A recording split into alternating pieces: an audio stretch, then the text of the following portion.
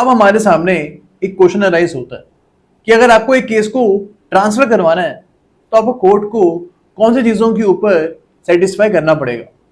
That is what all ingredients must be fulfilled before a case is transferred. अब इस point के ऊपर हमारे पास मायर एच के लिमिटेड का केस है।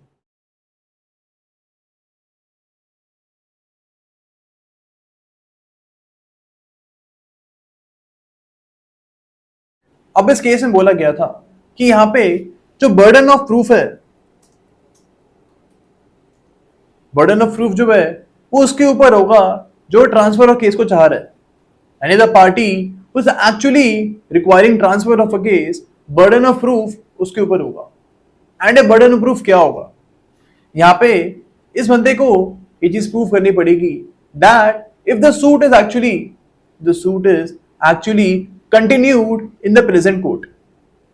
अगर प्रेजेंट कोर्ट में ये केस कंटिन्यू करेगा then it will cause irreparable loss to the applicant. यानी जो एप्लीकेंट इस एप्लीकेशन को लगा रहे ट्रांसफर की, उसको इररिपेरेबल लॉस होगा अगर सेम कोर्ट में केस चलता रहेगा।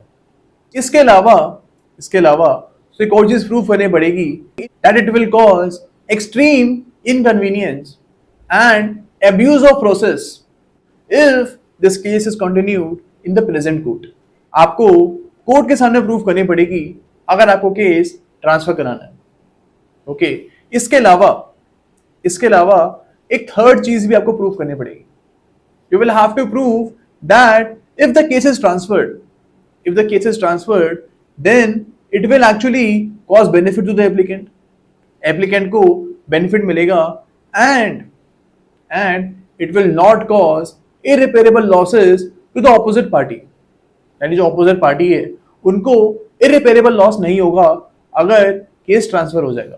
तो ये तीन चीजें आपको प्रूव करनी है अगर आपको एक केस को ट्रांसफर कराना है। पहले आपको ये प्रूव करना है कि अगर केस यहाँ पे कंटिन्यू होगा then it will cause irreparable loss to you.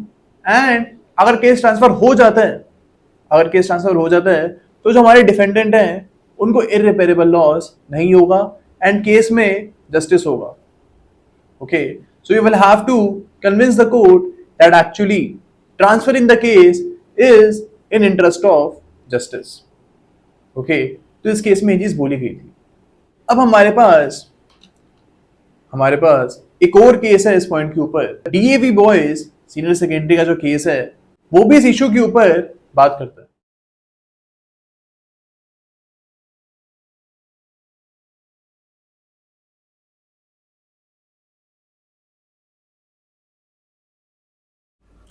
अब इस केस में बोला गया था that it is the discretion of court whether to transfer the case और नॉट। यानी कोर्ट की डिस्क्रिशन के ऊपर डिपेंड करता है कि केस को ट्रांसफर करना है या फिर नहीं करना है। यहां पे बोला गया था the court will be guided by the principles of justice and equity. Court को जस्टिस एंड इक्विटी के जो प्रिंसिपल्स है वो गाइड करेंगे कि केस को ट्रांसफर करना है या फिर नहीं करना है। तो आपको ये चीज एग्जाम में लिखनी है that the court will be guided by the principles of equity and justice while deciding the transfer application। इस केस में एक और चीज बोली गई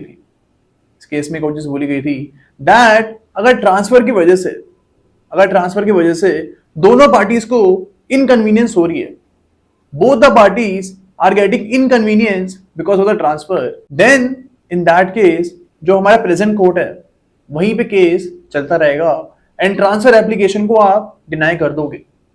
ये इसलिए होगा because plaintiff is the dominus लिटिस।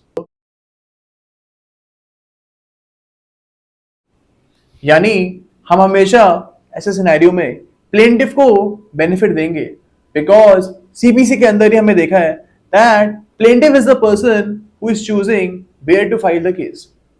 Plaintiff के पास अथॉरिटी होती है कि केस उसको कौन से कोर्ट में लेके आना है एंड अगर उसने कोर्ट ऑफ कंपीटेंट जुरिसडिक्शन को चुना है तो इन दैट केस यहां पे प्लेंटिफ को हम बेनिफिट देंगे एंड केस वहीं पे चलता रहेगा। तो हमको ये चीज इस केस में बोली गई है। ओके,